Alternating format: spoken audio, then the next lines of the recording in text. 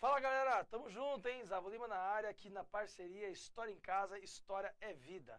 Nosso segundo episódio da nossa segunda temporada, é isso mesmo, tudo é história. E dessa vez nós vamos discutir aí a relação entre história e as artes. Bom, meus queridos, estamos juntos aqui nessa parceria fantástica, História em Casa, História é Vida. Temos aqui em todos os canais, aqui no canal do História em Casa e também no canal de História Vida, também no Instagram, em todas as vias e todas as redes, para a gente poder aqui seguir na nossa temporada 2022, tudo é história. Galera, as artes e a história. Nós então discutimos em vários capítulos anteriores sobre correntes historiográficas, falamos sobre teoria da história, falamos como pensar historicamente, falamos então a relação da história e da cultura, ou seja, temos vários vídeos aqui para vocês então aprenderem ou, obviamente, trazer aqui para a gente as discussões sobre a história e as suas várias facetas. As artes sempre então acompanharam a lógica da existência do homem em sociedade.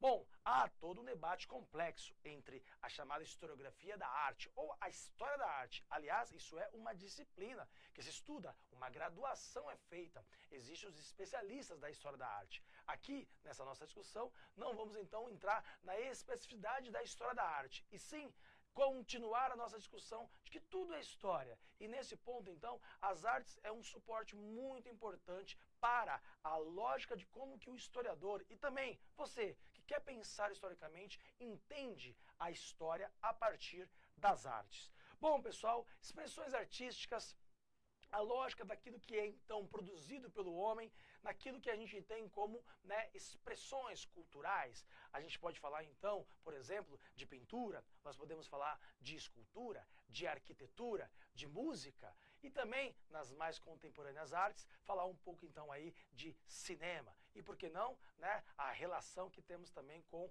a ideia daquilo que é essa arte digital ou o mundo digital. Galera, a história, ao ser analisada, ela consegue então analisar a arte e a arte trazer para a história uma espécie de fonte para a gente poder então entender a sociedade no seu tempo. Por isso que quando o homem então no seu contato com a sociedade criou alguma forma de arte. Assim então a história carrega nos seus períodos e nas suas divisões também acepções sobre como que o homem olhava a arte no seu tempo.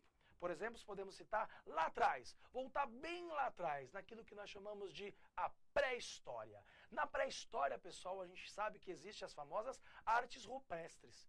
Nessas artes rupestres, você tem então a ideia de que as expressões que os humanos começaram então a demonstrar nessas expressões culturais, temos, por exemplo, aqui a definição de que eles estavam falando sobre ações relacionadas à religião, relacionados então à lógica deles sobre uma caça, uma economia local. Você via aí, as famosas pinturas nas cavernas que foram encontradas em locais da Europa. Aqui no Brasil, por exemplo, temos aqui na Serra da Capivara, lá na região do Piauí. Você tem então aí a lógica das primeiras pinturas rupestres encontradas aqui no Brasil. E também temos aí, lá na França, as primeiras expressões de pinturas rupestres. E a gente consegue perceber, pessoal, analisar essas expressões, uma fonte iconográfica, uma fonte que demonstra pra gente aquilo que nós podemos citar então, de que havia então uma expressão artística, onde o homem queria expressar algo naquele momento.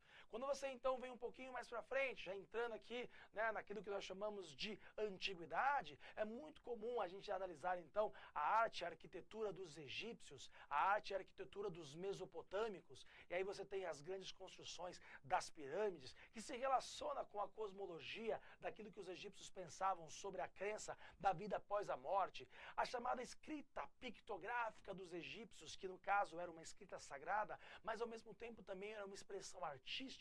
Você tem, por exemplo, aí a própria escrita dos mesopotâmicos, a escrita cuneiforme, que determinava então uma identidade de um tipo de arte, não deixava de ser. A escrita é uma arte. E nessa lógica também, pessoal, a gente começa a pensar que dá para analisar a sociedade a partir dessas expressões. Obviamente que você tem então, o estilo de pintura egípcio, onde as pessoas ficavam lá chapadas, havia uma ideia então desse estilo de desenho, os caras então criavam lá a imagem do faraó gigantesco para demonstrar uma espécie de grandiosidade. A análise da arte então traz então análise sobre a sociedade naquele tempo.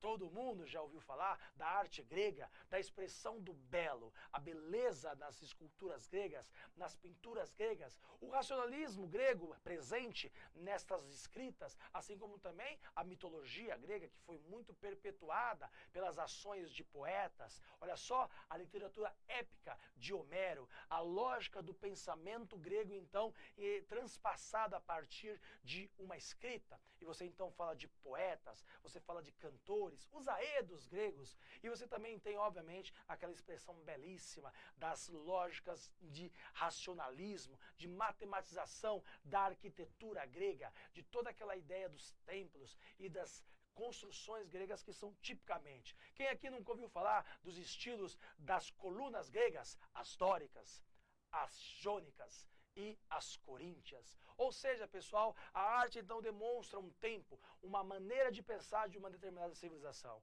Vindo para a Idade Média, você tem então a ideia de que a arte também ajudou a entender o cristianismo ocidental, a ideia então das chamadas iluminuras, as pinturas no estilo medieval, onde as cores determinavam uma maneira de olhar o tempo daquele momento, onde o vermelho tinha um sentido, o azul tinha um sentido, o amarelo tinha um sentido, naquela estrutura de pintura no estilo medieval, as chamadas iluminuras. A gente também tem na Idade Média o estilo bizantino, a maneira das estruturas da arquitetura das igrejas bizantinas ortodoxas, assim como a arquitetura e a maneira de olhar as belezas do gótico medieval ocidental. E também, obviamente, a cultura árabe, a arte árabe, a escrita árabe, que é fabulosa e que demonstra, então, até mesmo a negação das não imagens.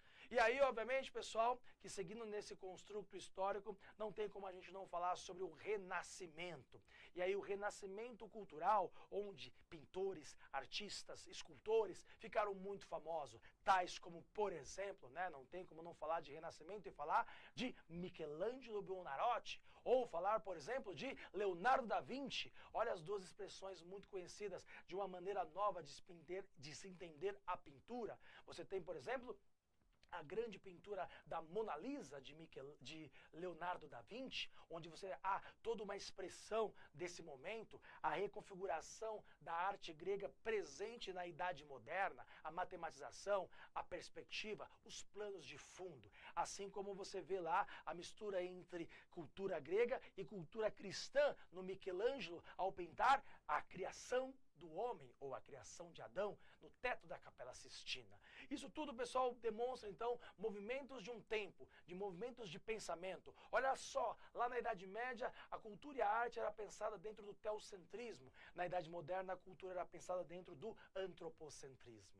Assim, na Idade Contemporânea, pessoal, quando a gente entra ali nos movimentos revolucionários da Revolução Francesa e também da Revolução Industrial, a arte está presente quando você está falando ali dentro do contexto do século XIX, o romantismo, o pensamento romântico que acontecia ali e que foram então aderidos aos movimentos revolucionários, como por exemplo a famosa pintura de Delacroix, mostrando a liberdade guiando o povo, criando então uma acepção entre a Revolução Francesa e as alegorias presentes na imagem e toda a ideia da liberdade contida nesses movimentos. Assim então, pessoal, a gente entra ali no realismo, um movimento não só de ponto de vista literário, mas também um movimento de ponto de vista artístico, onde você começa a falar então de novos movimentos, acompanhando as mudanças da Revolução Industrial. E na Idade Contemporânea, no começo do século XX, quem não ouviu falar, por exemplo, do modernismo,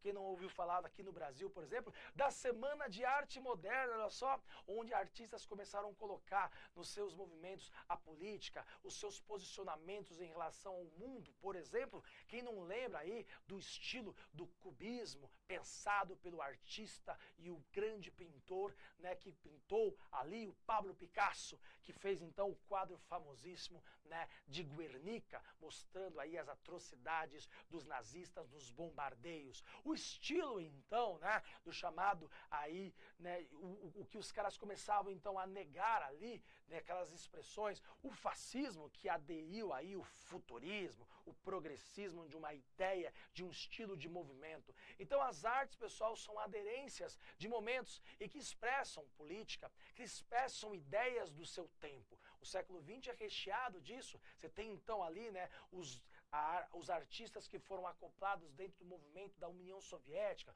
onde exalta lá os trabalhadores, assim como também você percebe a arte usada pelos nazistas, onde eles buscavam lá uma beleza estrutural greca-romana, e isso fica expressado nos seus movimentos arquitetônicos e nos seus simbolismos. A arte, pessoal, ela é uma maneira de olhar a história, e a partir do momento que os movimentos artistas vão acontecendo, também nós vamos percebendo as mudanças que a sociedade vai tendo. Por isso que a arte e a história faz um casamento muito interessante e é uma maneira de analisar o tempo a partir dessas acepções artísticas. Quando a gente entra, então, pessoal, nos movimentos musicais do século XX, ou mesmo o cinema, uma grande arte que surgiu no final do século XIX para o início do século XX, a fotografia, pessoal, que muda muita coisa no final do século XIX para o início do século XX, e assim, então, a gente começa a conceber um mundo de reprodutividade, um mundo onde as coisas são permitidas a partir do momento que você começa a documentar tudo a partir da fotografia, dos vídeos,